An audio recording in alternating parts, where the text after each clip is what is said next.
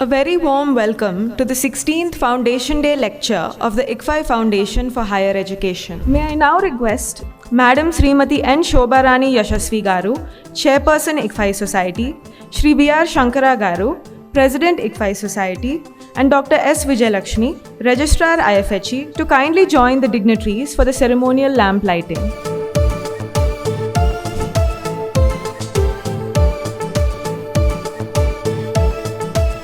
May I now request Professor Tamma Reddy, Vice Chancellor in charge, ICFAI Foundation for Higher Education, to deliver the welcome address.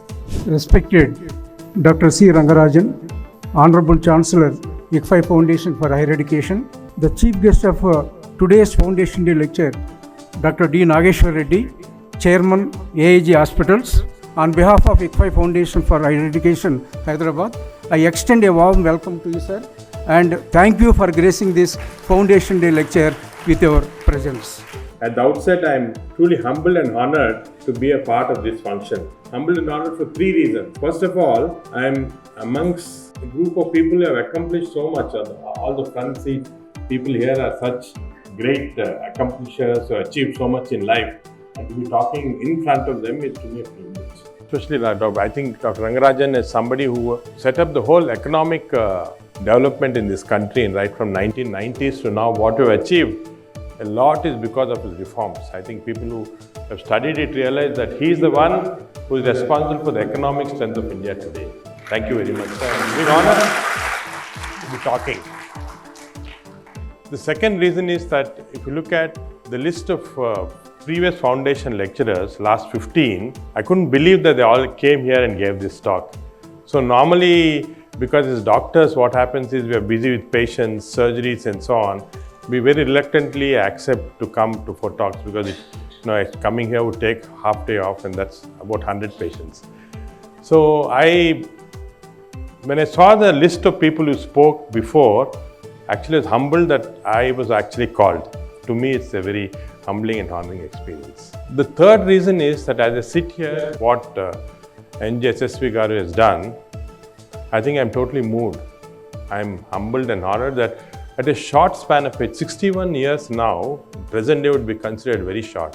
At this short span of age, he's accomplished so much, created one of the most outstanding educational institute, not only in our country, in the world. You go anywhere, they'll talk about ICFAI. To have created this in the short span of his life is remarkable. And my only regret is that I didn't know him when he was alive. I didn't have the opportunity to interact with him. Probably I would have been a wiser person if I had done that. So to stand here in his vision and to give this talk for me is a very, very humbling experience. Thank you very much for the opportunity, sir. I am using artificial intelligence from the benefits that we get here. First is the large language models. It's called, of course, one of the examples is ChatGPT. So what these large language models do is, a doctor wants some information or something to be built, it immediately gathers all the information from different search engines and comes out with a simple answer, like he told me how to give this lecture. This is large language models. We do this, and also our medical students, they'll say, okay, this doctor is doing this procedure, what are the complications? I am Mira, the medical information robot at AIG Hospitals. I am your future healthcare companion and here to change the way we think about healthcare. I have been meticulously designed to assist doctors, empower nurses, and most importantly, ensure that patients receive information in a faster and better way. Patches which can monitor continuously my glucose. I have a glucose patch continuously monitoring. I have a patch which is continuously monitoring my heart rate and all that. So all these are available. And this now, what happens is, these are now being continuously monitored. See this? Now I request our Honorable Chancellor, Dr. C. Rangarajan, to deliver the presidential remarks. Dr. Nageshwar Reddy, Mrs. Sesasvi, and distinguished invitees.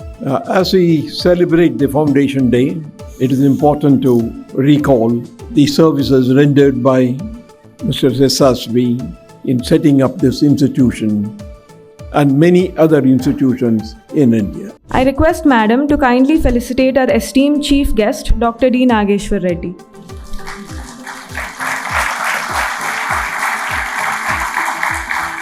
I now request Madam Srimati N. Shobarani Yashasvi Garu to kindly felicitate our Honorable Chancellor, Dr. C. Rangarajan.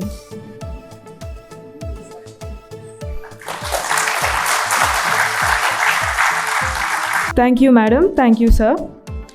May I now request Professor S. Vijayalakshmi, Registrar, ICFAI Foundation for Higher Education, to propose the vote of thanks. On behalf of ICFAI Foundation for Higher Education, I stand here to express sincere gratitude to everyone who made the 16th Foundation Day lecture a resounding success.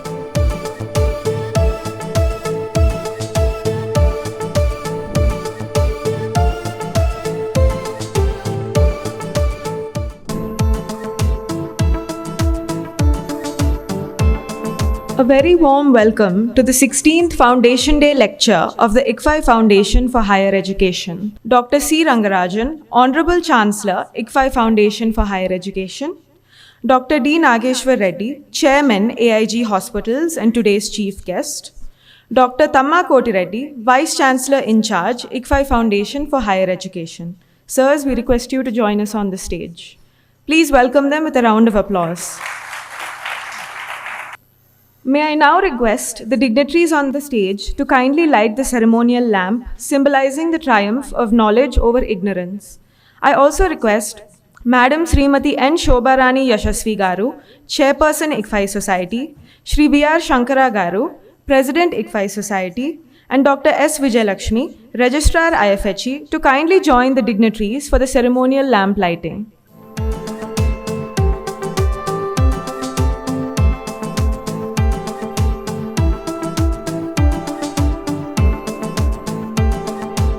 We shall now watch a memorial video on the life and legacy of our founder, Shri N.J. Yashasvi Garu. I request the AV team to kindly play the video. येवाधिकारस्ते मा फलेषु कदाचन मा कर्मफलहेतुर्भूः मा ते सङ्गोऽस्त्वकर्मणि.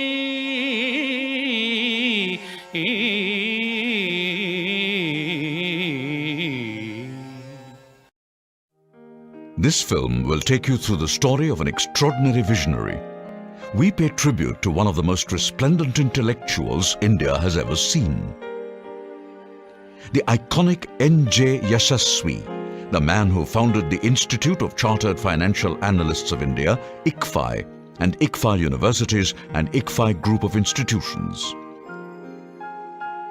He leaves behind him a huge network of educational institutions that will stand testimony to the adage, "What can be imagined can be achieved." Born on 9th February 1950 to Father Sri Nanduri Venkateshwar Rao, a school teacher, and Srimati Seetamma Garu, a homemaker, the quest of knowledge, the zeal to excel, was instilled in him right from his childhood. The spark of brilliance was evident in him right from his school days. His illuminating essays on a wide variety of topics, even when he was in the 4th grade, captured the attention of his teachers, who appreciated and encouraged the remarkable talent in the young Yashasvi. The young boy was a keen and committed learner, and he never repeated an error once it was pointed out to him. N.J. Yashasvi had a brilliant academic career throughout. Graduating from the Andhra University in 1969 with a BCom degree, he topped the university. In his CA Inter in the year 1971, he achieved near impossible scores as first ranker and repeated the academic feat in CA Final in 1973. Simultaneously, he bagged the first rank in ICWA Inter in 1970 and ICWA Final in 1972.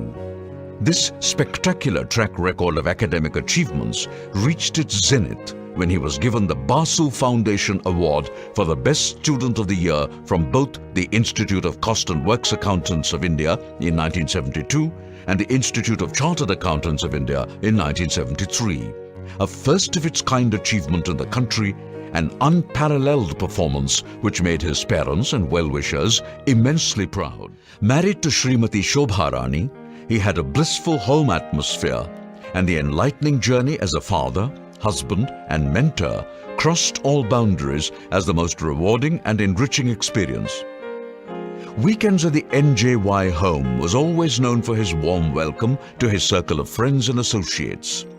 There would be a fruitful exchange of knowledge and fun, delicious home-cooked food, and engaging battle of wits with his mother.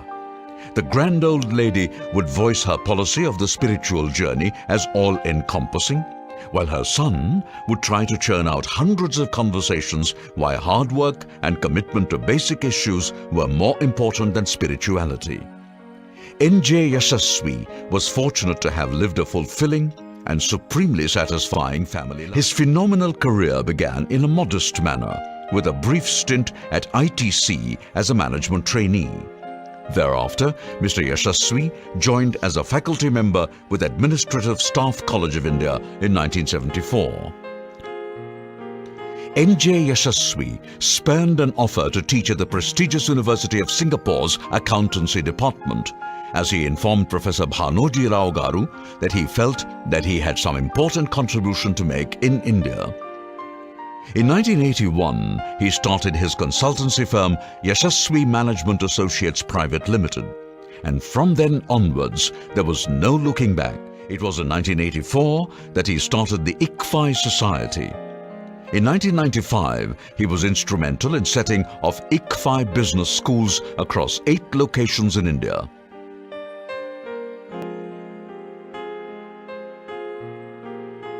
He was charismatic, a great motivator, never tired of talking about ideas, their execution, and delegating projects ably to people according to their strengths. He showed his prowess in corporatizing education and created a sterling model out of it. If you are a man in a hurry, it is not the business to be in. And what I mean to say is that it takes at least 100 years before a university is really recognized in a true sense. The grandfather should study there, then the father should study there, then the child should study there, then this child's child should study there. A pioneer, a leader, and innovator, NJY created Andhra Pradesh's first private placement industry, first leasing deals, first stock market newsletters, first management consultancy, and the earliest traces of knowledge society. He loved knowledge, science, and new ideas that changed the world. Yet, he remained humble, always working with a motivation to do something different, to make a difference to the world of business, education, and publications. I knew Mr. SSC when he joined the Administrative Staff College of India in the year 1974.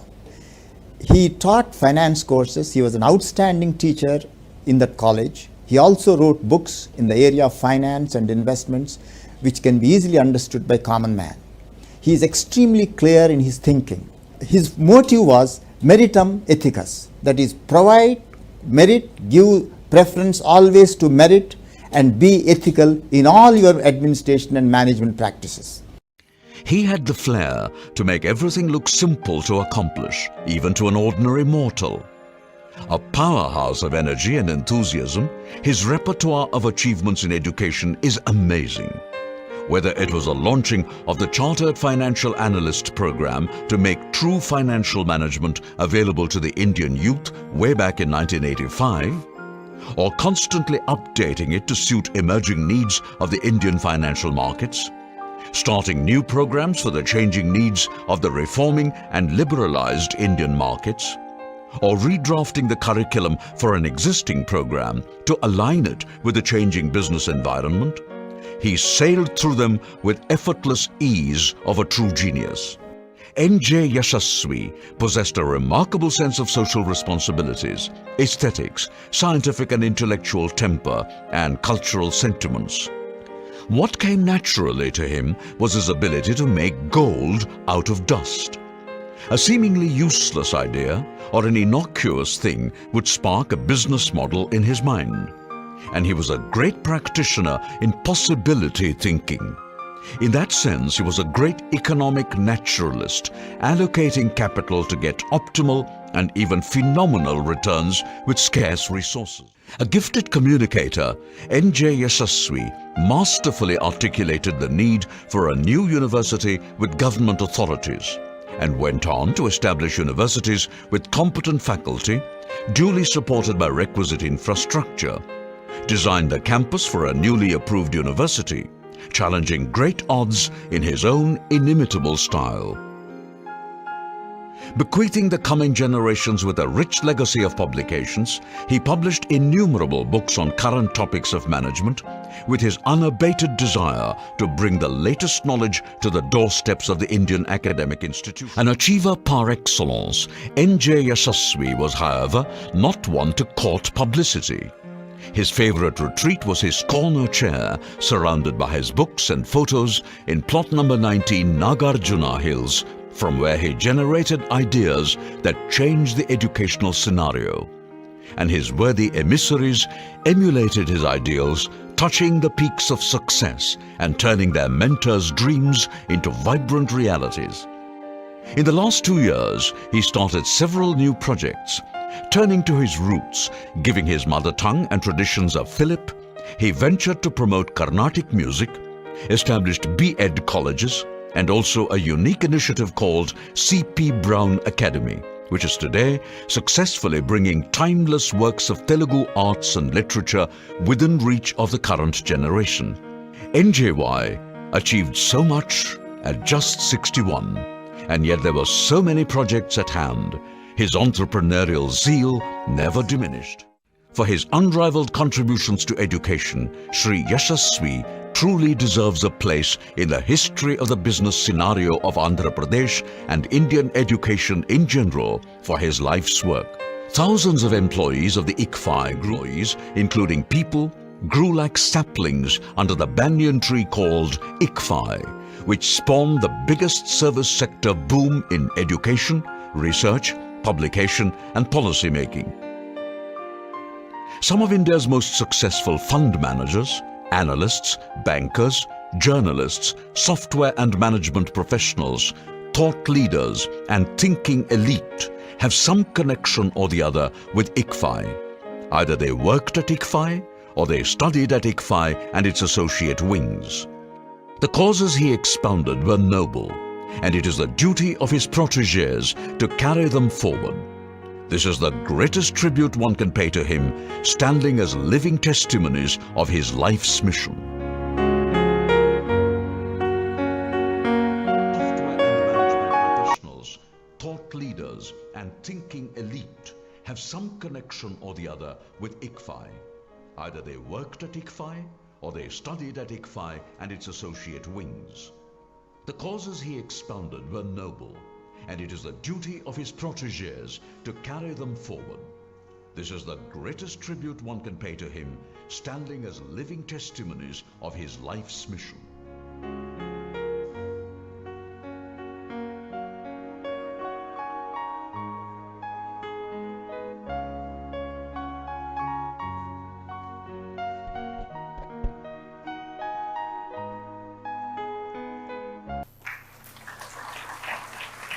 With reverence, we remember Sri N.J. Yashasvi Garu, our founder who helped shape this institution and whose memories continue to inspire us. May I now request Professor Tamma Kotireddy, Vice Chancellor in charge, ICFAI Foundation for Higher Education, to deliver the welcome address. Respected Dr. C. Rangarajan, Honorable Chancellor, ICFAI Foundation for Higher Education, the Chief Guest of today's Foundation Day lecture, Dr. D. Nageshwar Reddy, Chairman, AIG Hospitals, respected Madam Srimati N. Shobarani Yashasvi, the Chairperson, ICFAI Society, Sri V. R. Shankara, the President, ICFAI Society, eminent advisors of ICFAI Group, Professor Rajshekaran Pillai, Professor U.B. Desai, Professor Jagannath Patnaik, Professor J. Mahendra Reddy, Professor O.R.S. Rao Garu, Professor T.R.K. Rao Garu, Deans and Directors, faculty colleagues, students, ladies and gentlemen. I extend a warm welcome to Professor Rangarajan. I am indeed grateful to him for readily accepting the invitation. He has always been a source of inspiration to promote excellence in teaching and research. Dr. Chakravarti Rangarajan, Chancellor of the University, is a leading economist who has played a key role both as an academician and as a policy maker in India. Currently, he is the Chairman, Madras School of Economics, and President, C.R. Rao Advanced Institute for Mathematics, Statistics and Computer Science. Previously, Dr. Rangarajan has held several important positions, which include the Governor of the Reserve Bank of India, Chairman, Economic Advisory Council to the Prime Minister, Member, Planning Commission, and also the Chairman of the 12th Finance Commission. He was also the Governor of Undivided Andhra Pradesh and was a member of the Rajya Sabha. Dr. Rangarajan was the President of the Indian Economic Association in 1988 and was again honored the President of the Centenary Year 2017 of the Association. He was also the President of the Indian Econometric Society in 1994. Dr. Rangarajan has received several highly reputed awards. Notable among them are Honorary Fellow of Indian Institute of Management, Ahmedabad, Alumni Award for Outstanding Leadership by Wharton India Economic Forum, and the Finance Man of the Decade given by Bombay Management Association. In recognition of his distinguished service to the country, the President of India honored him with the Padma Vibhushan in 2002. He was part of the team which launched the liberalization reforms in 1991. In 2020, Dr. Rangarajan received Professor Mahalanobis National Award for Lifetime Achievement in Official Statistics.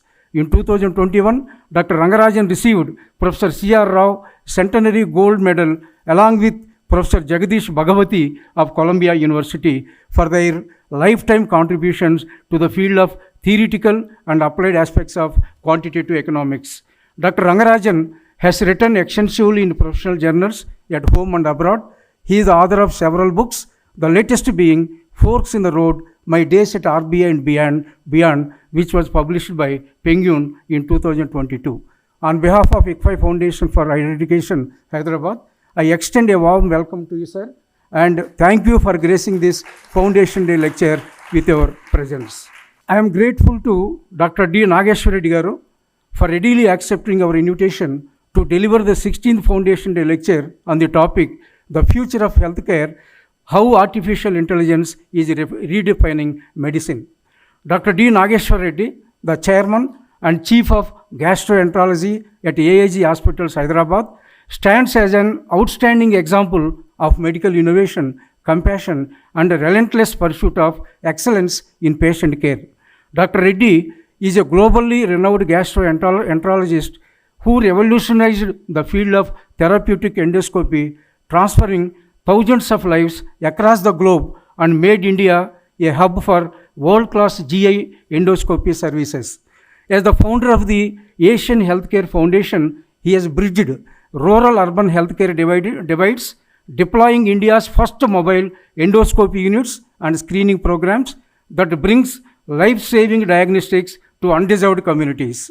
His contributions extend to healthcare technology, where he has collaborated with IITs, Indian Institute of Science, and international research institutions to develop several diagnostic and therapeutic tools to treat gastrointestinal diseases.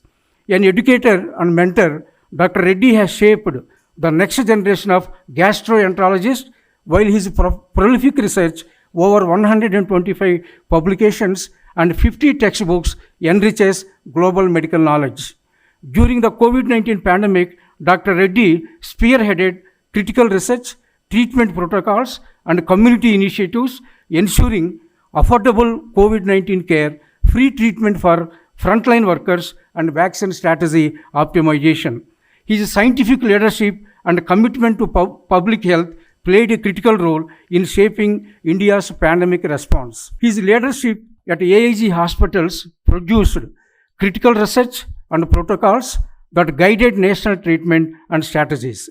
Internationally acclaimed, Dr. Reddy has been honored with the Rudolph Schindler Award by the American Society of Gastrointestinal Endoscopy, the first Indian to receive this distinction, and the prestigious AAAS Fellowship, a testament to his scientific eminence. He has been awarded the Distinguished Educator Award by American Gastroenterology Association, Master of the World Endoscopy Organization, among several other eminent global accolades. In terms of national awards, Dr. D. Nageshwar Reddy received Dr. B.C. Roy Award in 1995, Padma Shri in 2002, Padma Bhushan in 2016, and Padma Vibhushan in 2025. He was also awarded Dr. Ambujanath Bose Prize by Royal College of Physicians, London in 2025. In 2026, he had received the prestigious Dr. Jivaraj Mehta Award by the Association of Physicians of India for his contributions toward medicine in India, and the Christopher Williams Award by the British Society of Gastroenterology. His legacy inspires us to strive for a healthier, more equitable world. I extend a warm welcome to you, sir, on behalf of ICFAI Foundation for Higher Education, and thank you for gracing this Foundation Day lecture with your presence. Let me say a few words about the university. The ICFAI Foundation for Higher Education was declared as a deemed university in December 2008 under Section 3 of the UGC Act 1956. It has 6 schools: business, engineering, law, social sciences, architecture, and online and distance education.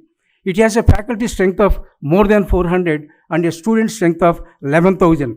The students are from all the states and union territories in India. The university is a member of Association of Indian Universities and Association of Commonwealth Universities.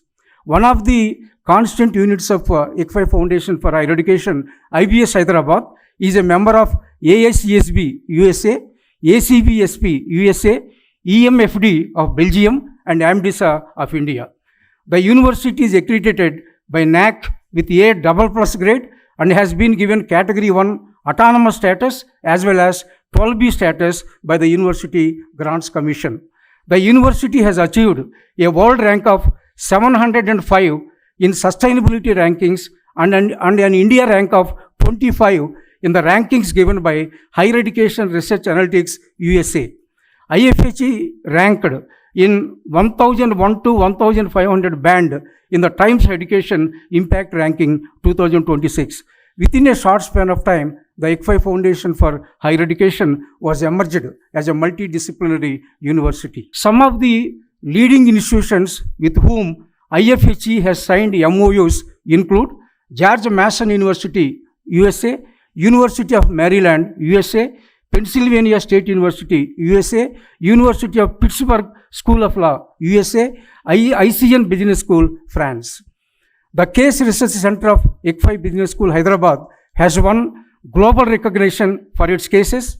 The Case Research Center of IBS Hyderabad is ranked 3rd in the UK-based Case Centers Impact Index 2025, just behind Harvard and INSEAD. More than 900 business schools across the world and nearly 80 countries use CRC cases, with nearly 90% of the users outside India, mainly from Northern America and Europe.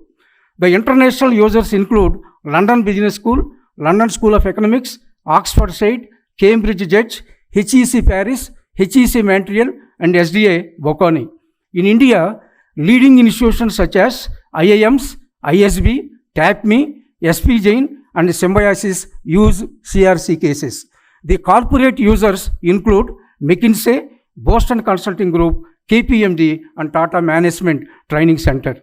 The university has a strong research culture reflected in high-quality research publications in Scopus, Web of Science, and ABDC indexed journals. The faculty members collaborate with international researchers on research projects and publications. The IFHE has established 17 centers of excellence to promote research innovation, interdisciplinary learning, industry engagement across its constant units. The Management Development Program vertical has established by IBS Hyderabad has a credible executive partner for blue chip organizations. Repeat mandates from Indian Oil Corporation, Maruti Suzuki, DRDO, Aurobindo Pharma, and Hyundai Motors reflects the quality and relevance of the programs delivered. With this, I once again extend a warm welcome to you all to the 16th Foundation Day lecture. Thank you, one and all. Thank you very much, sir. It is now my privilege to invite our esteemed chief guest, Dr. D. Nageshwar Reddy, Chairman, AIG Hospitals, to deliver the 16th Foundation Day lecture on the topic, The Future of Healthcare, How Artificial Intelligence is Redefining Medicine. Sir. Set up the whole economic development in this country, and right from 1990s to now, what we've achieved, a lot is because of his reforms. I think people who have studied it realize that he is the one who is responsible for the economic strength of India today. Thank you very much, sir. It's been an honor to be talking. The second reason is that if you look at the list of previous foundation lecturers, last 15, I couldn't believe that they all came here and gave this talk. So normally, because as doctors, what happens is we are busy with patients, surgeries and so on, we very reluctantly accept to come to for talks because coming here would take half day off, and that's about 100 patients. So when I saw the list of people who spoke before, actually I was humbled that I was actually called. To me, it's a very humbling and honoring experience. The third reason is that as I sit here, what NJSSV Garu has done, I think I'm totally moved. I'm humbled and honored that at a short span of age, 61 years now, in present day would be considered very short. At this short span of age, he's accomplished so much, created one of the most outstanding educational institute, not only in our country, in the world. You go anywhere, they'll talk about ICFAI. To have created this in the short span of his life is remarkable. And my only regret is that I didn't know him when he was alive. I didn't have the opportunity to interact with him. Probably I would have been a wiser person if I had done that. So to stand here in his vision and to give this talk for me is a very, very humbling experience. Thank you very much for the opportunity, sir. So I'm going to talk on future of healthcare and what artificial intelligence is doing. Artificial intelligence, I think now has become, I think for the changer, you require to put a attachment here. How do you change? Artificial intelligence, so you can see papers everywhere it's artificial intelligence, artificial intelligence. So to confess, I'm not an expert in this. I can't make algorithms, I can't create many models that are there in artificial intelligence. You probably, some of the youngsters here are much better than me. I'm artificial intelligence from the benefits that we get here. And so my main use of artificial intelligence is with ChatGPT, for example. And I'll show you an example that when I was asked to come here to give a talk, I asked ChatGPT that I have to give this talk at ICFA. Can you tell me about it? And it told me I have to give a 30-minute presentation. Can you help me? So immediately I said, okay, I'll do this. So actually made my format for me. It said you have to do this, briefly introduce, then do what is basics in healthcare, key applications, case studies, very nicely. It just took about hardly 2.5 minutes to create this for ChatGPT. Look at that. It would have taken me 1 month to prepare it if I went to it. And finally, ChatGPT told me, should I make the slides for you? I said, no, that I'll make myself, because this is becoming very common. All medical conferences now, slides are by ChatGPT or Claude or Grok, or these things are making. So this is the extent where I'm using a lot of ChatGPT, but also what I'll do is I'll tell you a few things of what is happening in medicine and how ChatGPT is being used. So regular medicine is now a combination of empathy and natural intelligence. So we have to have an amount of gut instinct, natural intelligence and empathy for the patient to be a good doctor. So how does artificial intelligence come down? Because in medicine now we have clinical examination, investigations, and then we do follow-up, we train out and so on. So how does AI play a role? And what I'm going to do is I'm not going to talk anything theoretical. I'm going to talk to you practically what we have implemented at AIG hospitals and how this has helped us make better patient care or health care. So a few basic slides, because again, when I went into this field about 5 years back, I had very little knowledge. What was artificial intelligence, what happened and all that. The father of artificial intelligence is Alan Turing. Alan Turing was a British scientist who, during the World War II, was trying to decipher the messages that was being passed between different German ships. So, in fact, he broke the code and managed to find out what each ship was saying to the other ship. And it's believed that the reason why Britain won the World War II ultimately was because of Turing. There are a lot of other reasons people say, but it's Turing, because he managed to break that. And he was now, in fact, for those in computer science, there's a Turing Prize. There's no Nobel Prize. They're not giving Nobel, but they're giving the Turing Prize. And 2 Indians actually have got it. So the term artificial intelligence actually was coined in 1956 in a conference in Dartmouth. At that time, and even now, we don't exactly know what it means. What is artificial? So general terminology that we understand it is that the machine starts thinking intelligently, that is artificial intelligence. That was what came. From 1956 till the 1980s is called the winter of artificial intelligence, because the term was coined, nobody was using, nobody knew what happened. It was only in 1980s the concept of machine learning came. Now, what is the concept of machine learning? You can actually teach the machine to think intelligently. That was the concept that came. But what was actually transformed artificial intelligence is this deep learning method. Now, deep learning is a technique where you put multiple inputs. So, I'll just simplifying it. Again, as a doctor, for us, it's better that we see in simple terms. So, you put in multiple inputs, the patient's data, the symptoms, all multiple data is put in. All these are integrated and the machine comes out with the final answer. So, this is what we learn. We learn by deep learning. There are different methods of deep learning and so on. So, you see how it started in 50s, 80s was when machine learning came in, but it was really in 2010 when the concept of deep learning, where you can create several layers in the machine to get an ultimate answer, that the whole medical field exploded with artificial intelligence. So, again, as I tell my doctors, there are only 3 things you have to know as a doctor from artificial intelligence. First is that they're foundation models. They are called foundation, where algorithms are written. There are 3 foundation models what we use commonly.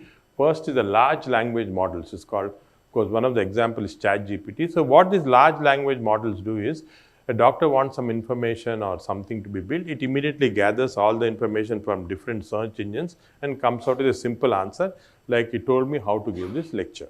This is large language models. There are also small language models for solving small problems.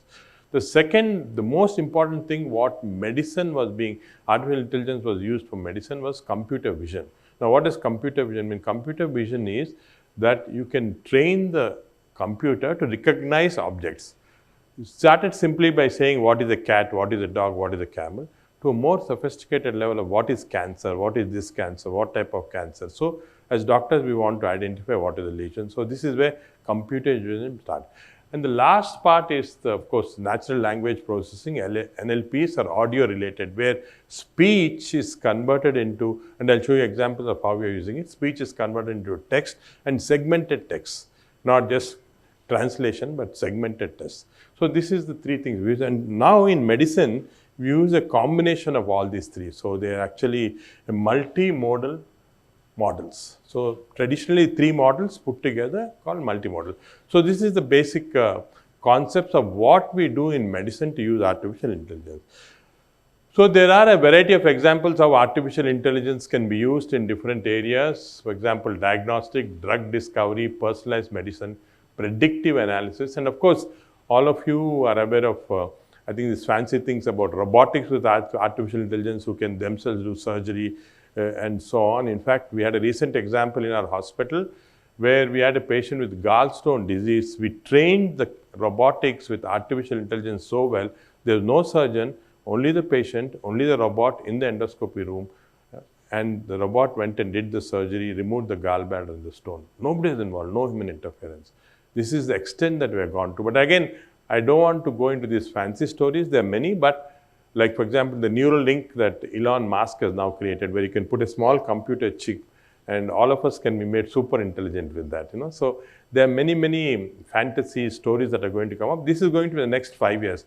Maybe somebody giving a foundation lecture in 2035 we'll be talking about those things. But right now, there are some very practical applications that we're using, and one of the important thing is drug discoveries.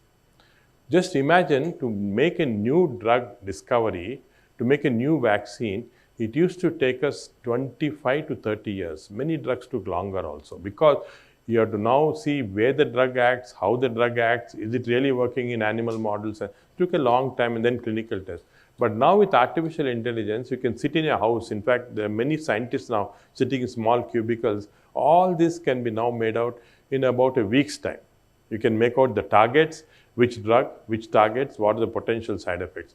Drug discovery has changed now from 30 years to 2 years. Many new drugs are coming out, 2 years time, and the major impact is occurring in oncology. Recently, a new drug for some extent curing pancreatic and colonic cancers came because of AI use in just 2 years. The scientists were working for 50 years on this drug. They couldn't break it, but 2 years they broke it. So just imagine in the next 10 years, how it's going to potentially revolutionize the drug discovery. The whole drug discovery is going to change. And this, to me, is something which is not really among doctors, but scientists, everybody using it together. So these are the several areas where we're going to use. Traditionally, artificial intelligence has been used by radiologists. This is about 15 years old, and I'll show you some examples how radiologists, and now at AIG also we have gone a lot into radiology, imaging, and of course telehealth is another area. A country like ours, the remote villages, northeast you can't get into. Now we are using to get data from there, and telehealth artificial intelligence is coming. So for clinicians, you can rapidly, accurately actually get into this and get data, see the findings, and then say what the patient has got. Health system efficiency is improved, and for the patient, personal health or precision medicine is coming in. And again, I'll show you true examples of how we are using this in our institution. So one of the things that happens with AI now is that our doctors are getting worried. In fact, in our hospital, the first people to adapt AI is nurses and technicians. The doctors were not taking it up, especially the senior doctors. I asked them, what is this? What is happening? We have in our 3 branches together about 1,000 doctors, and none of the doctors were taking up. Whereas 3,000, 4,000 nurses, technicians were all taking it up. So I said something wrong. So I called her. And the biggest apprehension doctors had was, will artificial intelligence replace doctors in future? They're worried, will it replace doctors? So I had to give this message, very important message, that artificial intelligence won't replace doctors, can never, as I'll show you.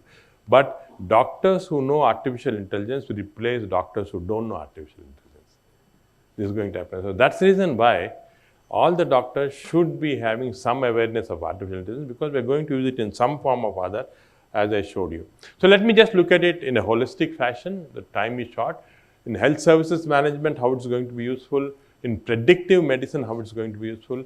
Patient data diagnostic and clinical decision making. And I'm going to show you actual examples. I think like Yashasvi Garu was very, very keen on case studies and how it should be. These are all case studies and how we use them in actual practice. So let's start first with in health services, people don't realize this, but there's a lot of things going on back end. You go and see a doctor diagnosis, surgery is done. But back end, a lot of things have been integration.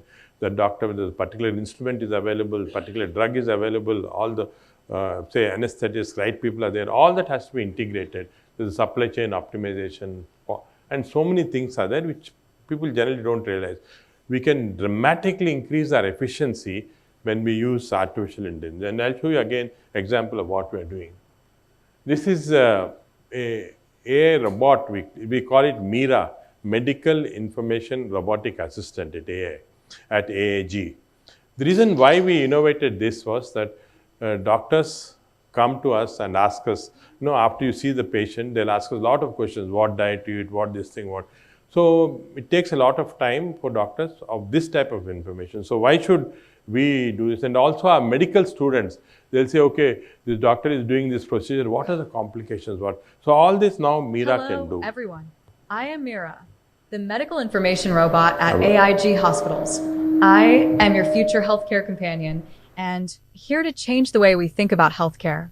I have been meticulously designed to assist doctors, empower nurses, and most importantly, ensure that patients receive information in a faster and better way. I will assist patients and healthcare professionals, but never replace them. My goal is to enhance patient experience with human oversight and in the future. With appropriate training, my role may increase for evidence-based circumstantial requirements. I look forward to learning from the clinicians' experiences to continuously enhance my skills in the field of gastroenterology and other specialties. So we put Mira across all our outpatient services and all that. So now what happens is after I give the treatment to the patient, I don't have to explain everything. I'll say, oh, go to Mira, and Mira will tell everything. And patients prefer that because not only Mira is more patient, but better looking than me. So they go in, they want to talk to Mira better than me. So this is, the robotic assistants are becoming common. Now all over the world, people are trying. And once we reported Mira in a major medical journals, and now Harvard, Stanford, everybody is taking it up. They're starting to now use this type of assistants for their work. So this is one example. The second example, and I'll tell you, it's very interesting, again, for people not in medical care who know this, but sometimes when you go to the hospital, you'll use code blue, it's called. You'll find in all the mics announcing, patient floor number 8 suddenly crashed, can the code blue team come? So we have a code blue team, cardiologists, anesthetists, about 8 people are there, always ready. And because this is a large hospital, outpatient, inpatient, 1,000 inpatient, so sometimes suddenly accidents can occur. So every day we get a code blue call of about 6 to 8 per day. So immediately in one of the wards or room, patient suddenly collapsed. He was okay, suddenly collapsed. So code blue team rushes, they try to revive him. Of these 6 patients, code blue can revive about 3 people. 3 people will die in spite of being in hospital. I know this looks shocking to you, but in spite of being in hospital, people die because of this sudden onset of cardiac arrest and so on. And we keep on getting these announcements very frequently. So we said, can we do something for this? So what we did is we put in 6 parameters from all the patients anyway monitored, pressures, simple things like pressures, pulse rates, oxygen saturation and all that from our EMR system into an artificial intelligence system. And artificial intelligence will tell us about 1 hour before the patient crashes that something wrong is happening. In these 4 systems, oxygen is coming down, heart rate is increasing, be careful. So when it warns us 1 hour before the patient goes into crash, code blue, the med team, we have a medical special team, just 2 people, physicians will go and check, oh, this patient is becoming serious, let us transfer him to intensive care. And then he gets transferred, he doesn't crash. So after we started what we call this ICFAI system with AI, for last 6 months, we have not had a single code blue. Which means that not only the big team is not necessary, but also which means that 3 patients every day lives have been saved with this. So this is what artificial intelligence. This is just an example of what we're doing now in our institute. And the other thing that is important is that in our hospital, every day we do 50 surgeries, about 1,500 surgeries a month, sometimes 2,000 surgeries. So when a patient comes for surgery, what happens? Some of you would experience this. You go to the hospital, the surgeon sees you, okay, we'll do surgery day after tomorrow, but tomorrow get all the tests done. This is called pre-surgical workup. And these are many tests. So patient has to go, you can see the cardiology, pulmonology, waiting area, internal medicine, treat one and so on. So we actually mapped it out by an AI system, how many they are doing. So we have what is called the spaghetti graph. They have to go to at least 21 stations before all the things is clarified. And what happens is after these 21 stations going to all these areas, patients were getting exhausted. About 20% of our patients are dropping out. Even if they require essential surgery, cardiac bypass, they're not coming because they're tired and say, okay, I'll leave. The overall this thing. And this happens in all the hospitals, not only our hospital, everywhere, all over the world. So we asked AI, how should we solve this problem? The answer is simple, create everything in the same tower, one place where everything is done. But that's not the answer is, you can create, but now I have to put one cardiologist, anesthesiologist, cardiac machines, anesthesia machines, all that into one small tower where a patient comes in, has a good experience, so that doesn't get exhausted. So does it work out economically? The AI told me not only will it be economical, but it will actually be better for the hospital in terms of even profits. We put everything together. So we did this. So we created what is called AIG pre-surgery lounge. It's separate one area where all these 21 things are done with specialists, equipment, everything. So the patient comes at 9 o'clock in the morning. He gets all this done, has a nice coffee and a cookie and things like that, and goes off by 12 o'clock, everything done. And what we found is our 20% dropout rate became less than 1% with this. So patients started everybody coming. And in fact, like AI predicted, the returns were so good that investing a couple of crores into this thing was worth it. So this again was how AI modified how we can. And another important thing that we have the world's largest endoscopy theater. That is, we have about almost 40 theaters in a big floor. Endoscopy was my passion. So when this land was actually donated to us by our then Chief Minister, he told me make the best hospital in the world. I said we can't make the best hospital because Mayo Clinic, Cleveland Clinic, there are billions of dollars. But I'll make the best endoscopy area in the world. And we are ranked as number 1 in the world for endoscopy.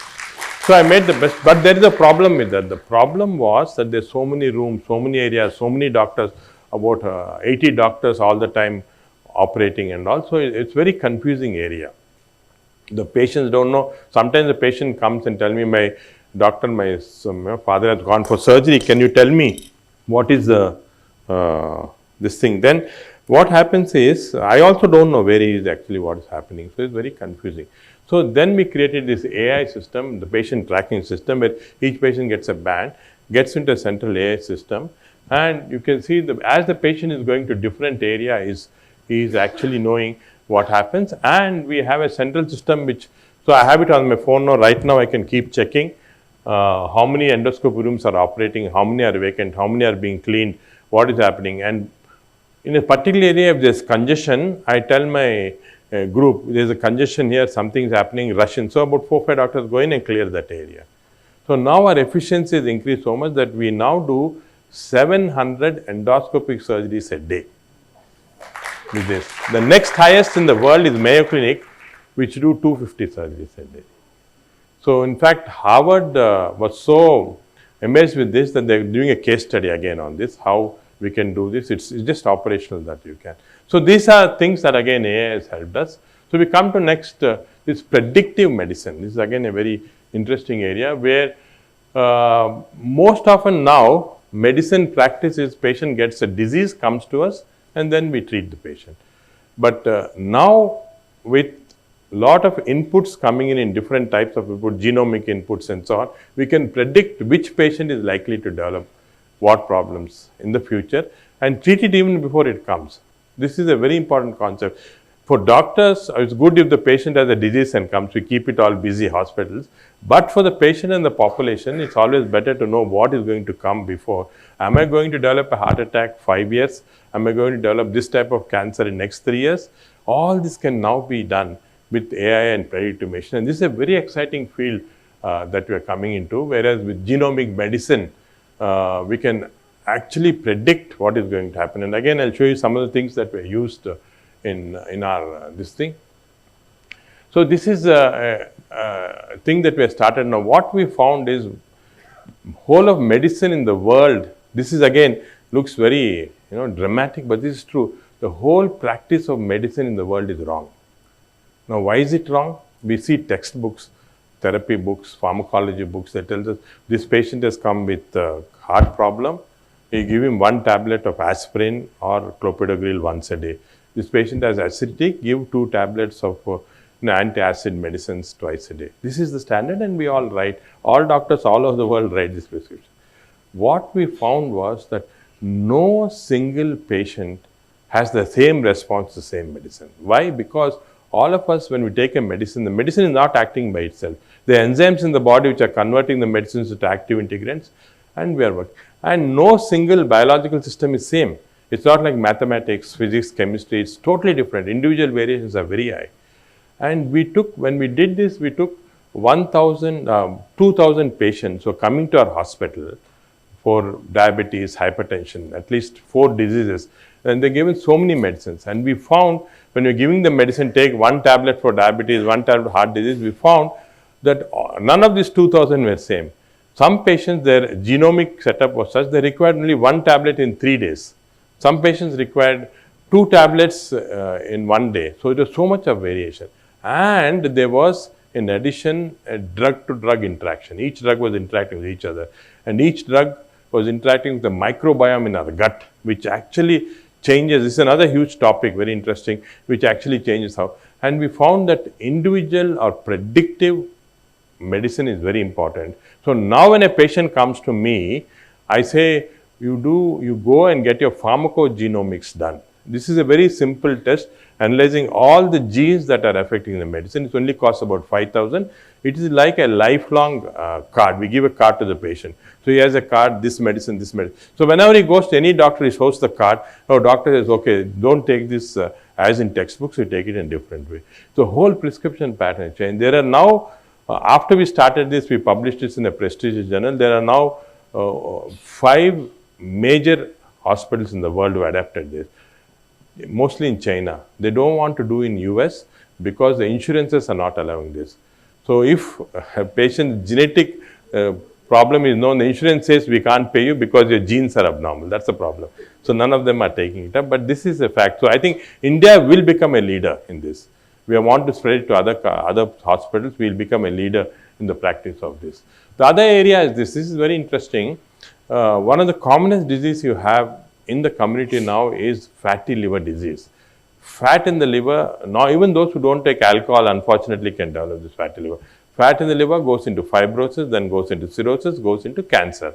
So estimating the fatty liver and fibrosis becomes extremely important for us now.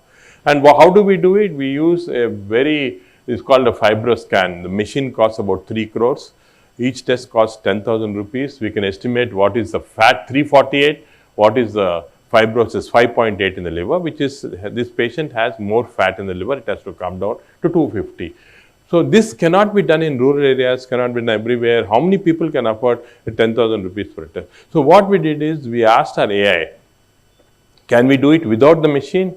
AI said yes. How? We just meet 4 parameters, the liver function test, cholesterol level, blood test, costing about 400 rupees. You feed this and this machine, this AI will calculate and tell that this patient has this fat and this amount of fibrosis in the liver without doing a scan.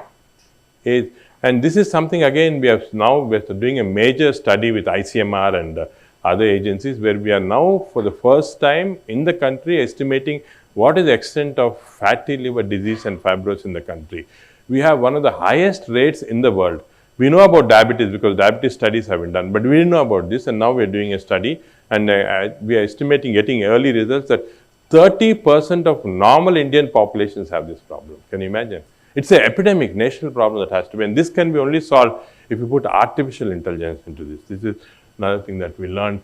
And of course, as I said, all these are part of our pharmacogenomics thing. So drug discovery, genomics, and another separate area we have to have some other talks about microbiome. The whole life, everything in our body is controlled by this bacteria in the gut.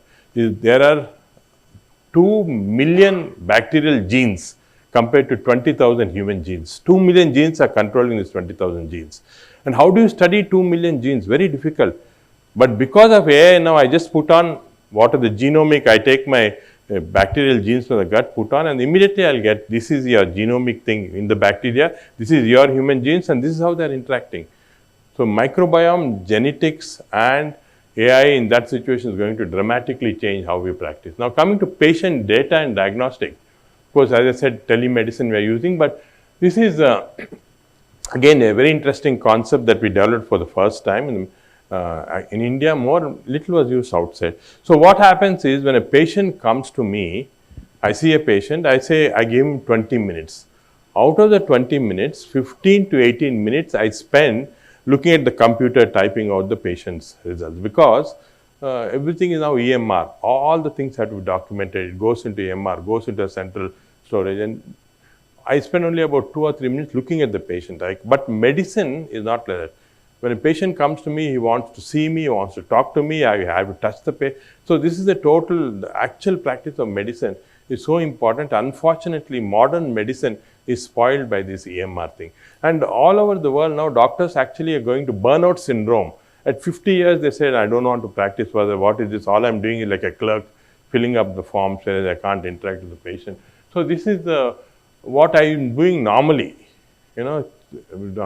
So what we did to overcome that, we created this, what is called the PRISM. It's actually prescription recorder intelligence summary. I don't look at the computer at all now. I have a computer in front of me.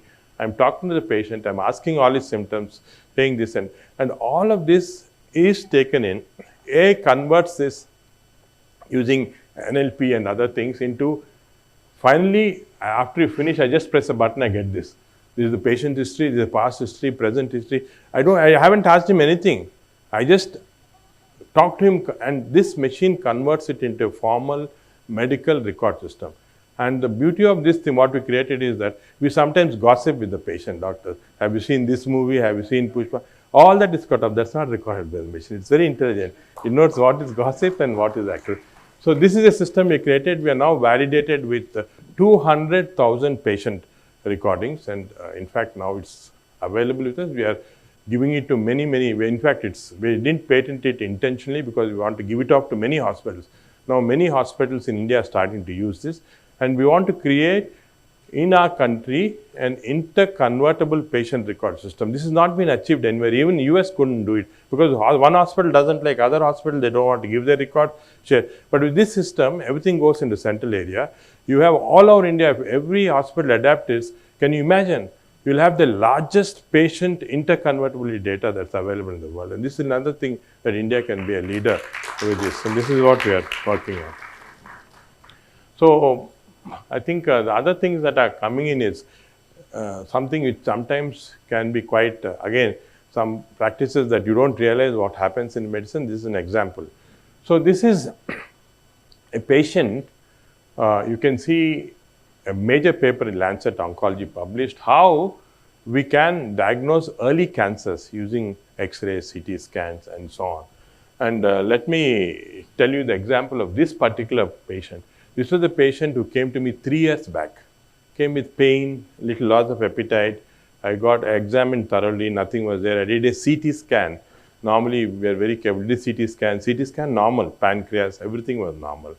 So I kept following up the patient. Again, occasional pain, coming scans were normal. This time when he came to me a few months back, when I repeated the CT scan, the patient insisting it's normal, why did you again repeat? I said, I'm having a strong suspicion. There was, in the CT, you can see the blue mark there was actually a pancreatic cancer, which in spite of such close surveillance had missed pancreatic cancer. And unfortunately, as you can see in the dotted line, it had gone beyond surgery. Now this patient just has 6 months to live. Very unfortunate. So the patient was saying that, I'm coming to you for 3 years, you're not been able to, what is this? So I took his X-rays, 3 years back X-rays, and asked one of the most prominent radiologists in the country today, Dr. Tarini, who works with us, to review the films. Have we missed something in the beginning? So this patient now is come in an uncurable stage. So she saw everything, said, no, it's normal. The CT is normal. I still had this, bugging me because this patient is not a very old patient coming with this. So I sent it to the top radiologist in the world, Mayo Clinic. I said, look, Steve, this patient came like this because he said, okay, I'll do it for you, I'll review it. He reviewed the X-rays. Again, 3-year-old CT scan and said, I don't find anything is absolutely normal, he said. So I was little relieved that maybe we did our best. When we started doing AI for radiology then, I put these scans into our AI machine, 3-year-old scan, and the AI machine said, this patient is likely to develop pancreatic cancer in a few years. Can you imagine? It was seeing something that human eye was not seeing. We can't still explain what it was seeing. There's some texture pattern which AI picked up, which you couldn't see. That's the reason I think now radiologists are going to get a lot of radiology dependent. Now 30% of our X-rays in our hospital is read by AI. Because I've now developed so much confidence in AI. They are sometimes definitely as good as humans, but sometimes a little better. So this is something that we are going to implement more and more in future. The other thing we are implementing is this intelligent beds, AI intelligent beds. So when the patient is in ICU, normally Patients have multiple problems, blood pressures, cardiac problem, liver problem, diabetes. And every patient in ICU requires 2 nurses to constantly attend, to give good care. But we're now starting to get these intelligent beds. Now, what is intelligent? It's intelligent bed. You put the patient in the bed. Normally, the bed takes the height, weight, all those standards. But this bed is so intelligent, it can continuously monitor the patient's ECG. It's monitoring the blood sugar levels, the electrolyte levels, in addition to, of course, the BP and all. So it's called AI intelligent bed. Extremely expensive. And what we found is that in this way, we give some medications. The intelligent bed actually adjusts the medication. We are running at 10 drops a minute for this particular medicine. So the BP is dropping, the intelligent bed immediately adjusts to 20 drops a minute. It has got so much of artificial intelligence. So initially we felt, is it, because each bed is costing 2 crores, is it worth it to put? But then we found that after we started using these beds, 2 nurses for 1 bed, now we require 1 nurse for 10 beds. So dramatically manpower comes down because of this. There are of course some dangers. I don't know whether all of you heard recently of a Russian spy in Germany who was admitted in a German hospital, and the Russians managed to hack the bed in Germany, and they gave him, excessive medicines, and he died. So these problems are there. So this is something that is also one has to be very careful about. So this is regarding patient data. And now coming to clinical decision making. I am an endoscopist, so day in and day out I'm putting endoscopes, doing surgery, looking at cancers, trying to look at this cancer, for example, where it is. So this bar is telling me you're missing this cancer, it's there. So it increases my ability to detect small lesions and so on. And it also tells me, what is this? Is it, sometimes when you see as doctors, as human beings, you can't find out whether it's cancer, non-cancer and all. But this will tell us this is cancer, this is non-cancer, to see what it is. It also helps us in surgery. Look, I'm doing this surgery, I'm cutting a patient to open up his abdomen to see the red, these are blood vessels, but this is being seen by AI in 90 seconds before I see it. I have done the world's largest number of these surgeries. They're called poem surgeries. I have done the largest because I started 20 years back. But still, AI is detecting this lesion 90 seconds before me. So when I'm cutting, if I cut the vessel, blood will come. But AI has already told me 90 seconds, so I'm using a cautery to clot, to completely coagulate the blood vessel so no bleeding occurs. So this is how AI, so this is a large series we just published showing that you can use AI in surgery to predict something which you can't see with the human eye. And this is another interesting thing. This was in New York, published sometime back in Nature, the highest impact factor in medicine. 25 dermatologists were shown the skin lesion. Top dermatologists in New York were shown the skin lesion. And they were asked, what is this? So somebody said tuberculosis, some said cancer, somebody said, and so on. Different opinions were given because skin lesions can sometimes be very difficult to make a diagnosis on. So the AI was asked what is. AI said this is a rare condition called amyloidosis of the skin. No reason given, just saw this and AI predicted that. So they took the biopsy of the skin and sent it to the pathologist. The pathologist's final diagnosis saw in the microscope and said, this is the amyloidosis of the skin. None of the top 25 dermatologists made this diagnosis, but AI made diagnosis. So that's the reason I personally feel the field of dermatology is going to disappear soon because it's going to be completely AI. You just AI sees this and tells you what happens. So if any of you are trying to get your children into dermatology, don't, because 5 years later it's going to disappear.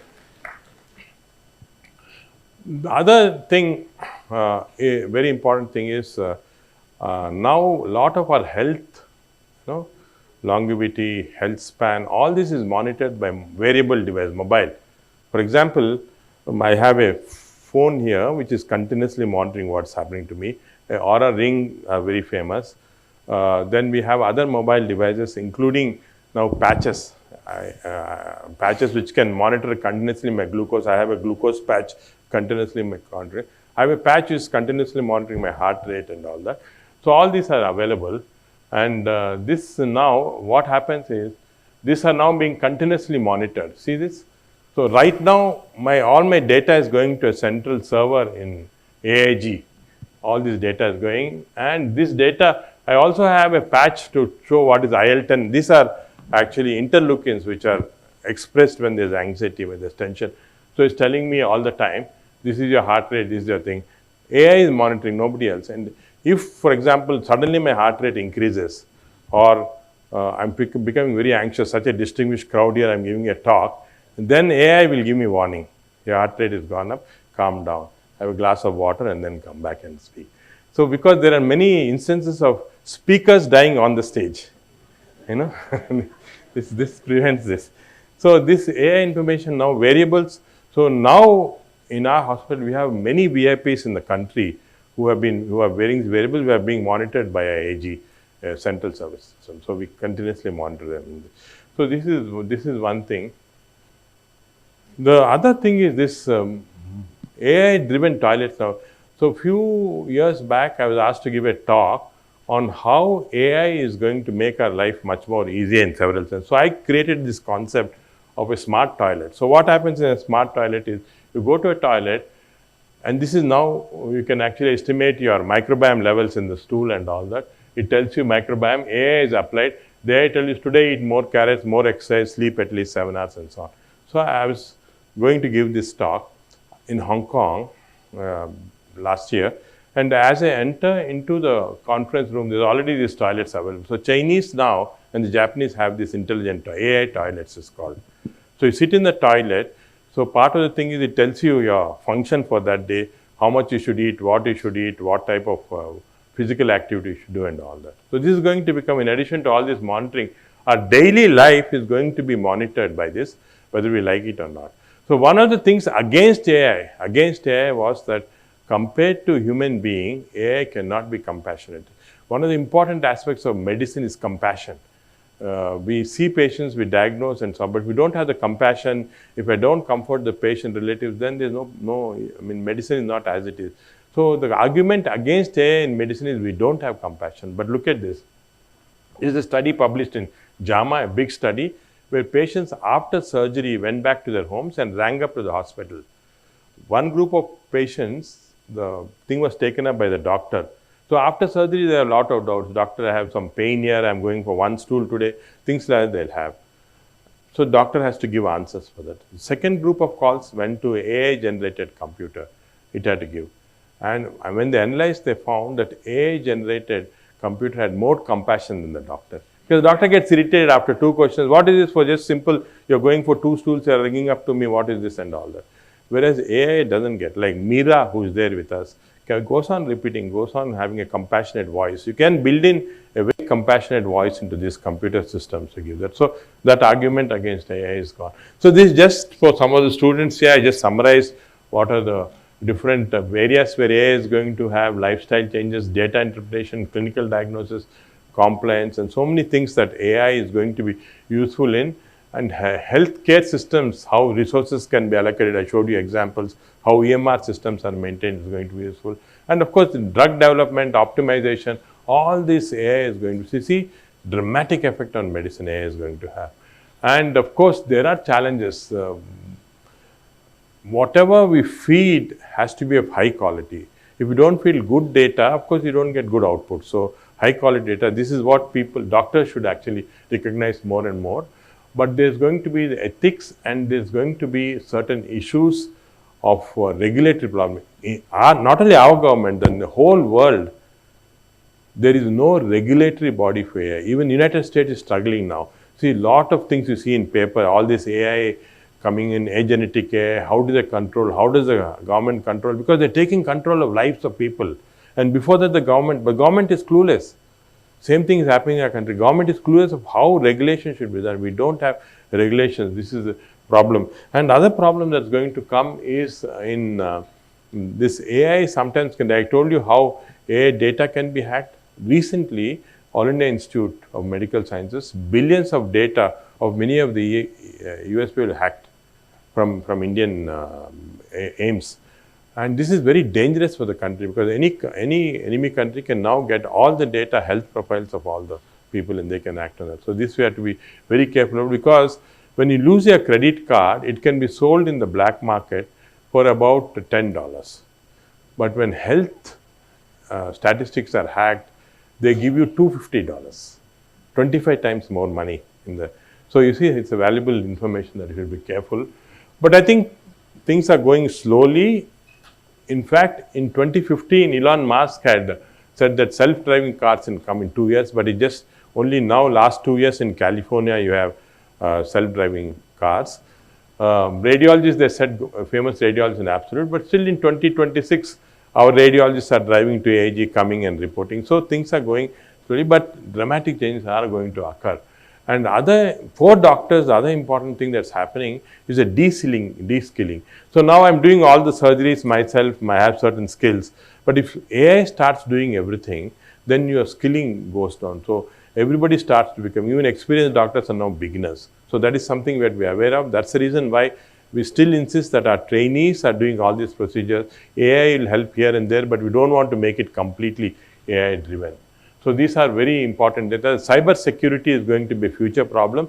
We are spending huge amount of money now to put firewalls between our data so that nothing goes out and all this is protected. This is going to be a problem. So if you look at any new technology, anything coming into it, it's always very important to look at what are the positives and what are the negatives. And here you can see the positives are data-driven decisions, integration of the information. We save huge administrative time, but there are cons. At present, I think privacy and security is very important. The reluctance of our staff to take up AI. So there are things have to be balanced out, but I think ultimately things will change. Because if you look at what happened in power shifts over the last centuries, you can see that many years back, it was agriculture which determined which country was rich, which country was poor. Then came military, powerful, and even now, of course, to some extent. But trade became the predominant way. Now, what was the export, what's the import? Of course, Rangarajan here is expert. I'm just broadly telling you about that. So that became, and now it's technology. Technology is the one which is going to determine which country is the dominant, which is not. And at present, I think in India, this is a challenge for us. We have to take it up very strongly because technology is going to decide which are the stronger countries and which are the weaker countries. And we have to embrace this very much. So, first steam power 17th century, mass production 19th century, computing, fortunately, we went in a little early, but I think it's in AI, the fourth revolution that's going to change, and this is where India should change. So based on this, about 4 or 5 years back, we started India's first artificial intelligence department in a hospital. This is the first department. So we have about 100 scientists we got from Google, Amazon, all the places coming together in a hospital sitting and doing all this work. All the work that I showed you now is a product of these scientists. And of course, we have many doctors who are also involved with them because it has to be integration. The downside, of course, is we didn't realize this at that time is compared to doctors, engineers are more costly. Their salaries are higher and the amount of energy that's consumed in the AI department is much more than what is consumed in CT scans, MRIs and so on. So it is expensive, but I think this is the only way to move forward for us as a country because we have this course now with maybe with ICFAI also we can do this in future where we have this course running with ISB where every few months we get top doctors in the country coming together to explain to them the basis because we want this to widespread. India should adapt this as a country. We should become very early adapters so that we can see how we are superior. We are doing this. Unfortunately, I think the government of India also is very proactive. They announced 10,000 crores recently, different pillars. We are actually working on many of these where we do, in fact, if you build your own foundation models in healthcare, agriculture, education, the Indian government is supporting very strongly with funding. Of course, compared to $100 billion that US has put or even say $20 billion that France has put into this, India is less, but still I think this is a huge amount. Government is going in the right direction. I think we have to adapt it very early, especially in healthcare. And I think I just want to, before stopping, remind you on this. 2009, in the United States, how traffic was being regulated.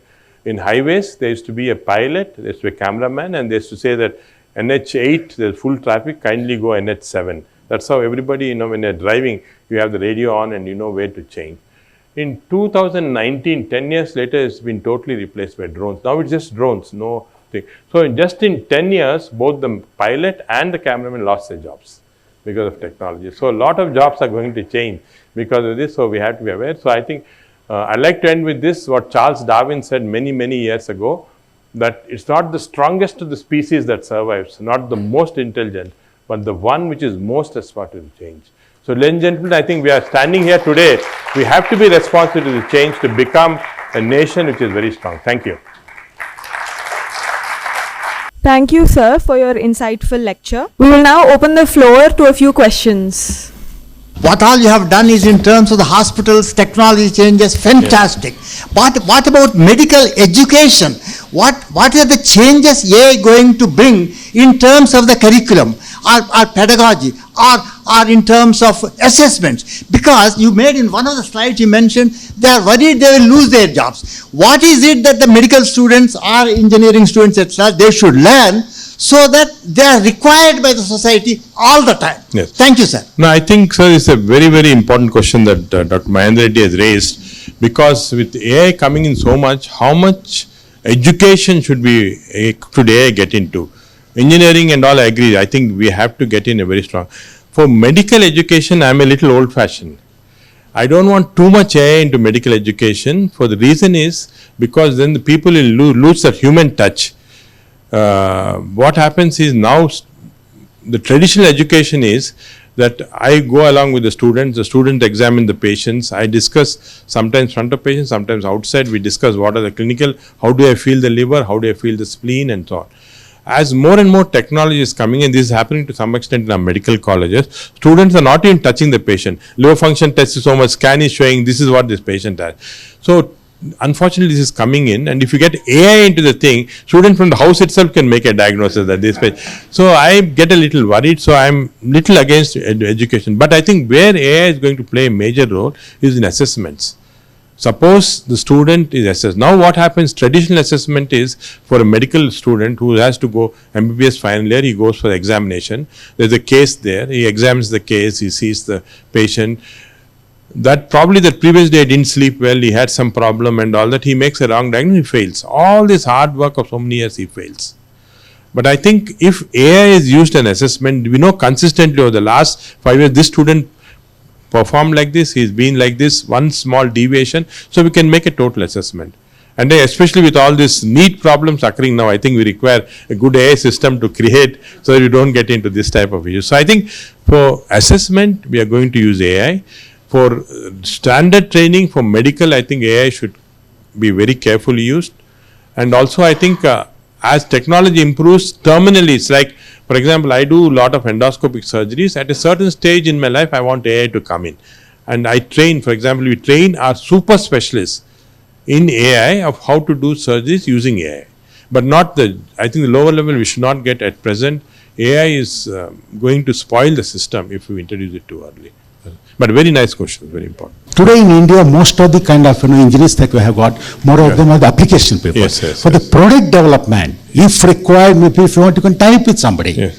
So I think this is a very, very important point.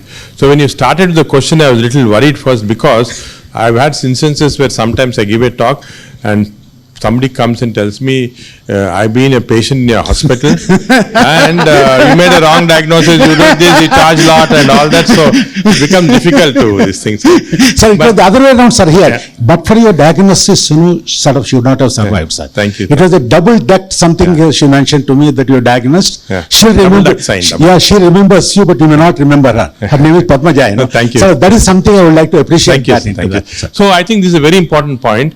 I am a little on the left, little socialistic in that I think equitable care and equitable development is very important for our country. We are now dominated by United States or even China, which is coming up with these foundation models which are, and anytime they can cut us off, one day they can just cut us off and we are depending them. We have to develop domain specialized products, and that's the reason why we invested in such a high thing. Most of our hospital extra revenue going to them because we believe one day we will do it. And the most important other point you pointed out is data. We have, in fact, right now, I have 5 requests from Google, all these people, ChatGPT, asking us for data, whether we're willing to share. They'll give us, we'll pay you $1 million for this. I said, no, we don't. Our data is going to be our data, Indian data. We are going to develop our own domain-specific areas. Today, I do the largest number of endoscopies. I have millions of endoscopic pictures. All these are being streamed directly to our AI data systems, and they're keeping on analyzing it. And we'll come out with certain things. They'll have to depend on us now, once we come out. This is what we want to do. We thank the audience for their active engagement. Now I request our Honorable Chancellor, Dr. C. Rangarajan, to deliver the presidential remarks.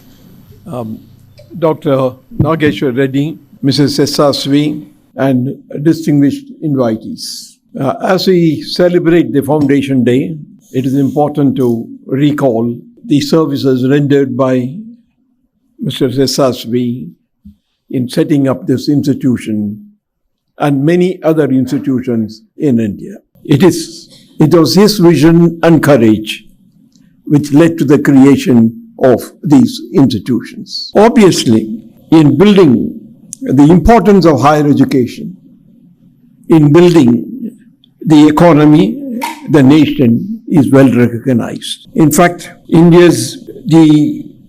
today's world, competition in any field is competition in knowledge. If the scientific, industrial and agricultural growth of this country depends upon creating a core of specialists in these areas, and this is possible only if we have institutions of higher learning which are of quality type. And the best way in which we can pay tribute to the founder of this institution is by ensuring that these institutions he has created are of high quality and are of such that they contribute a great deal to the development of the country. We are very grateful to Nageshwar Reddy for a delightful lecture on how AI is redefining medicine. Dr. Nageshwar Reddy, as you all know,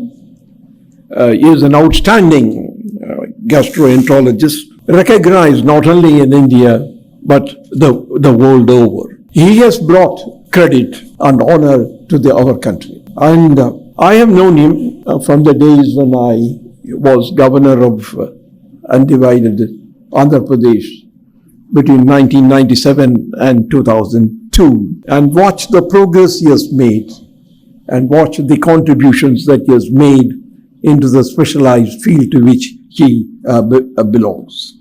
Today morning, he outlined how AI influences various aspects of medicine. Obviously, many of us do not fully understand the implications because it is only a medical person who can do that. But I would say his lecture today is a good example of combining deep domain knowledge with extraordinary communication skills. I think we should all be very grateful to him for the address this morning. AI, though the term AI might have come up even earlier, is still in its infancy. We still do not know what impact it will have finally. I must say medicine, even today, is half technology. Whether it is diagnosis or whether it is surgery, it is half technology. With AI, the technology component will further increase. AI is a buzzword today. And we have to understand what AI does, which is distinct from what was happening with the induction of computers and other things. Computers made a big break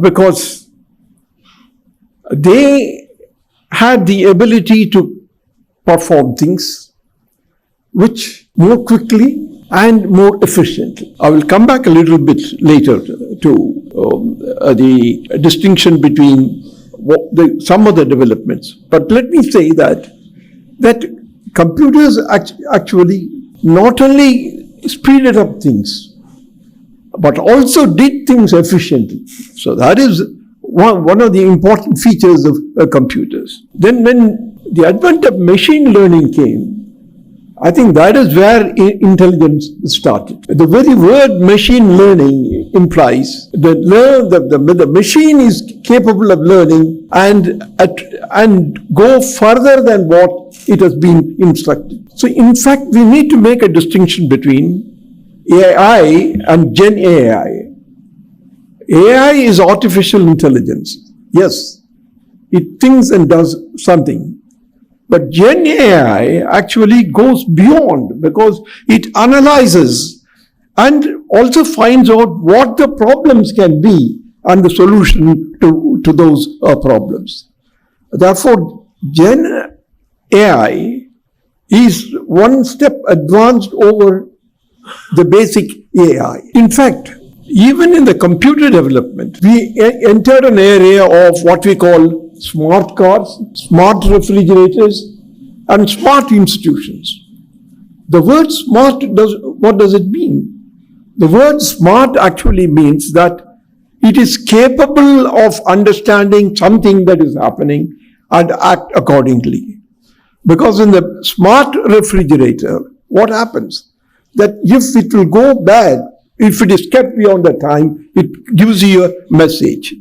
Therefore, in today's artificial intelligence has these precedents, maybe the development of the computer, the machine learning, the smart element, and then finally we have the AI. AI is what we call a horizontal technology. The term horizontal technology essentially means that it is applicable to a wide variety of things. Today we listen to AI and its application for medicine.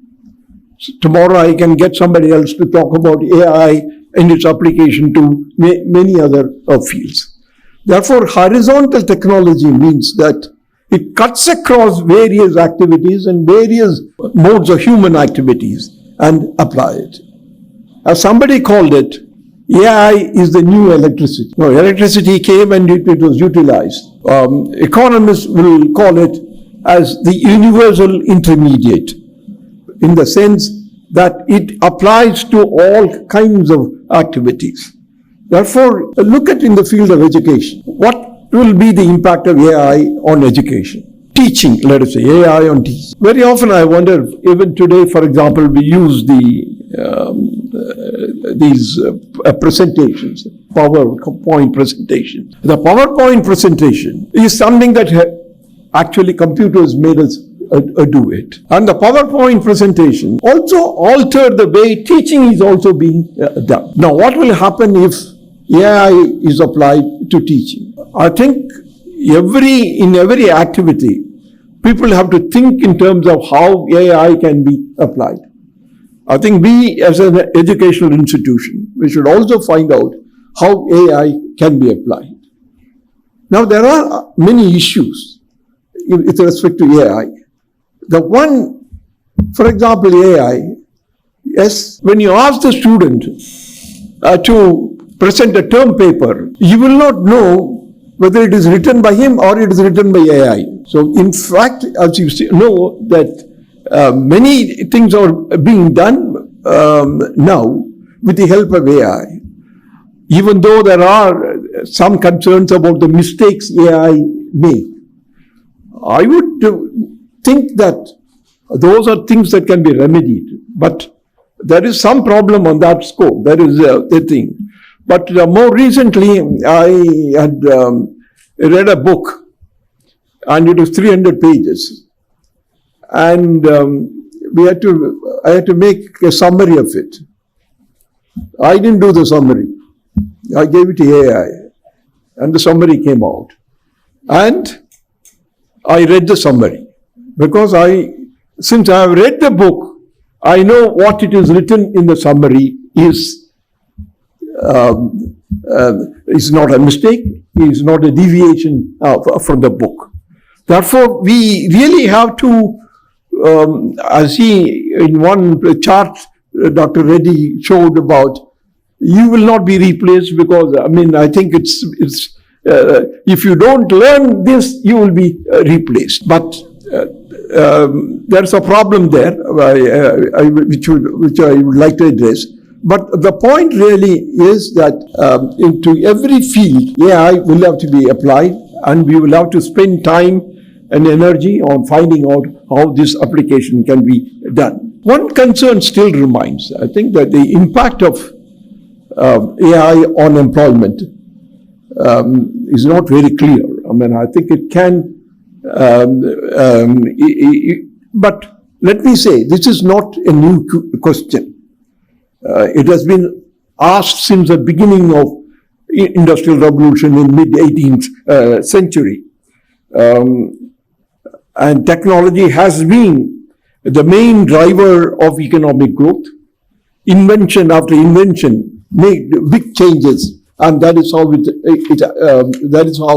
the world and the economy improved. What happened was the output growth as a consequence. Let us say, look at a mechanical thing, I mean, machine production. The output was so great that it was able to absorb the displaced people. Well, therefore, substitution of labor by machine, I would say, is by now a story of 250 years, starting from the middle 1750. The earlier inventions were substituting physical labor. And therefore, the machines were called mechanical muscles. The mechanical muscles are capable of really doing things better. And the whole thing is that the inventions that were introduced essentially pushed the economic system. As you all know that perhaps the last year's 2025 Nobel Prize in Economics, all the three to whom the Nobel Prize went wrote about invention and innovation. Of course, in economics we make a distinction between invention and innovation.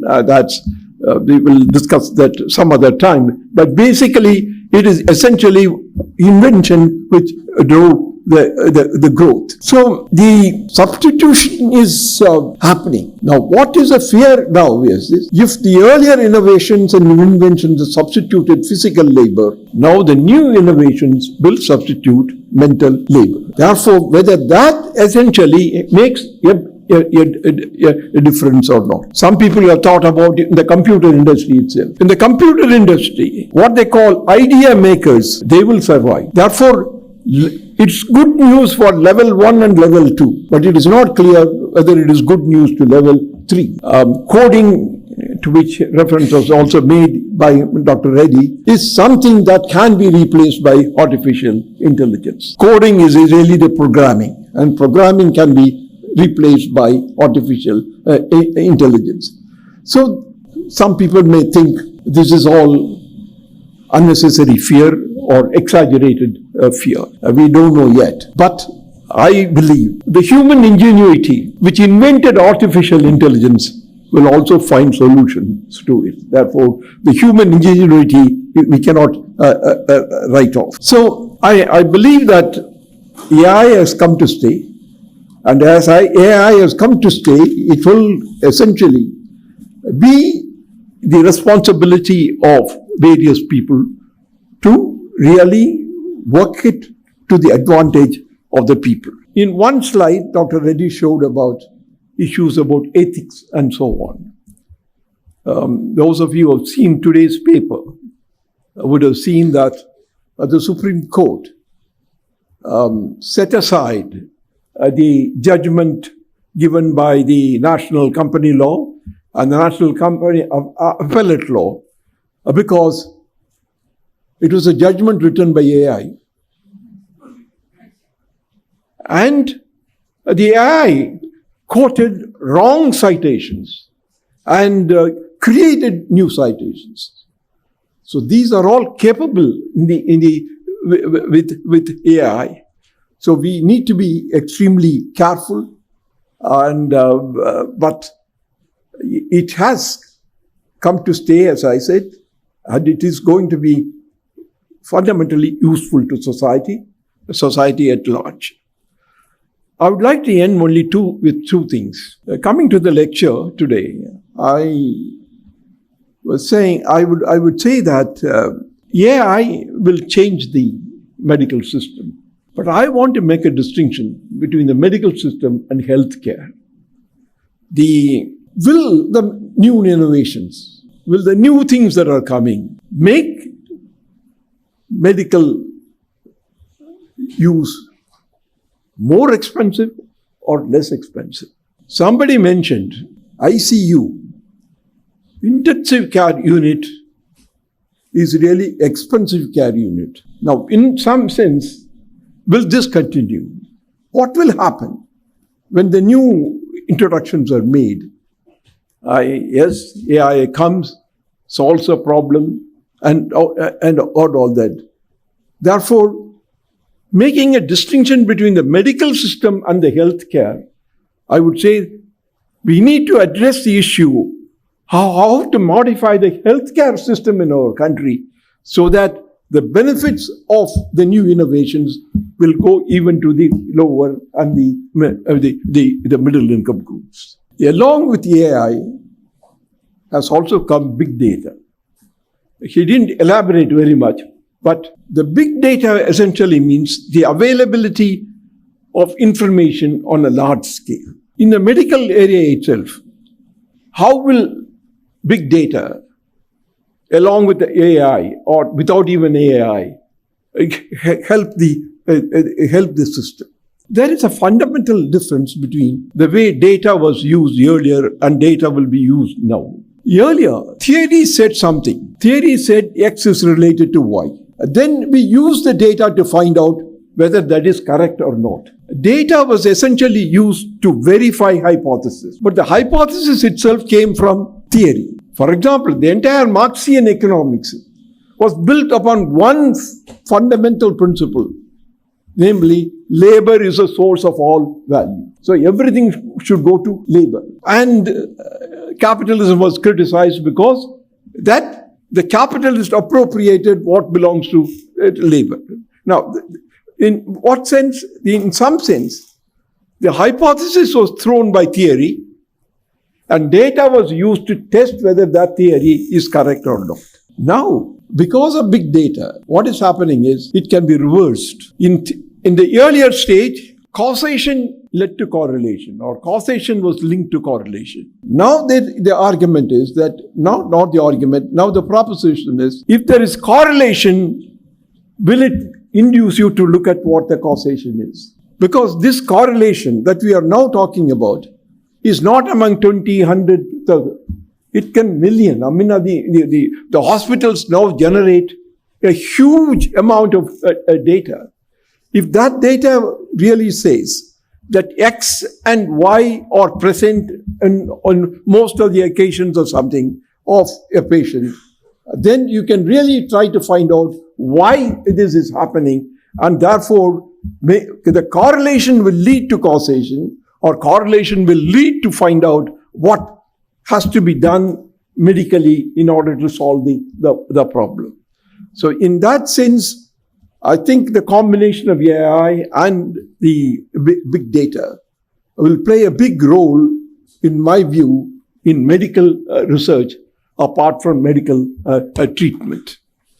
Anyway, I think we had a very good morning today, and we listened to Dr. Reddy provide a very detailed information on what AI will do to our medical system. So I once again thank you for your presentation. And as I said, as we all celebrate the Foundation Day, let us remember the founder of this institution, Mr. Isasi. Thank you very much. Thank you, sir, for your insightful remarks. May I now request Madam Srimati N. Shobarani Yashasvi Garu, Chairperson ICFAI Society, to join us on stage to felicitate our guests. I request Madam to kindly felicitate our esteemed Chief Guest, Dr. D. Nageshwar Reddy.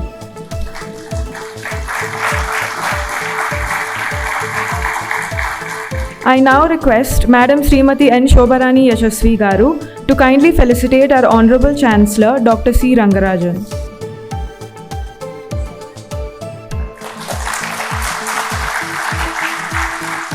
Thank you, madam. Thank you, sir. May I now request Professor S. Vijayalakshmi, Registrar, ICFAI Foundation for Higher Education, to propose the vote of thanks. Good afternoon, everyone. On behalf of ICFAI Foundation for Higher Education, I stand here to express sincere gratitude to everyone who made the 16th Foundation Day lecture a resounding success. I would like to extend my heartfelt thanks to the Chancellor, Dr. C. Rangarajan sir, for his visionary leadership and continuous support and guidance to the entire university. Thank you so much, sir. We are incredibly grateful to Dr. D. Nageshwar Reddy garu, Chairman and Chief Gastroenterologist of AIG Hospitals, for taking time out of his incredible busy schedule to share his valuable insights.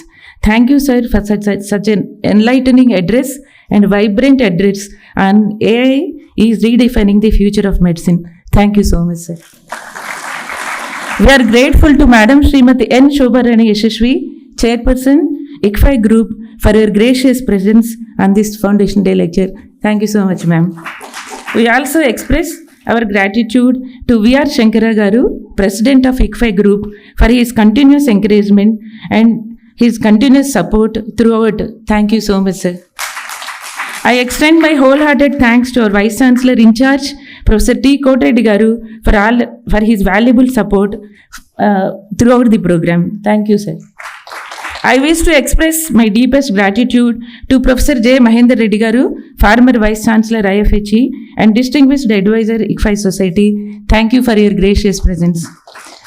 And our sincere thanks to Professor Rajshekaran Pillai, Chancellor ICFAI University Himachal Pradesh and Vice Chancellor of Somaya University, and Professor O.R.S. Rao Garu, Chancellor ICFAI University Sikkim, Professor T.R.K. Rao Garu, Chancellor ICFAI University Nagaland and ICFAI University Jharkhand, Professor U.B. Desai, Chancellor ICFAI University Dehradun, and Professor Jagannath Patnaik sir, Vice Chancellor ICFAI University Sikkim, for all your gracious presence and your guiding spirit throughout the thing. Thank you so much, sir. We are incredibly grateful to Sri CHSS Mallikarjun Rao Garu, ex-chairman and CEO, Punjab National Bank, and Sri Sabamurthy Garu, former CMD, Corporation Bank, and Chairman NPCA. Thank you, sir, for your gracious presence. Our special thanks to Director Branding, Mr. Sudhakar Rao Garu, ICFAI Group, and to his entire team for organizing this particular event. Thank you, Sudhakar Rao Garu. Our sincere thanks to the entire team, Suman TV, and for covering the event and for their continuing support. Thank you to the press and media. I wish to convey a special note of thanks to the Director, IFHE Administration, and to the entire team for their untiring support in organizing this successful event. Thank you so much. And I thank all the students who have present here and your patient learning and also great learning from Dr. Nageshwar Reddy Garu. Thank you one and all. This comes to the end of the program. Thank you so much. I request the dignitaries to stay back for a group photograph.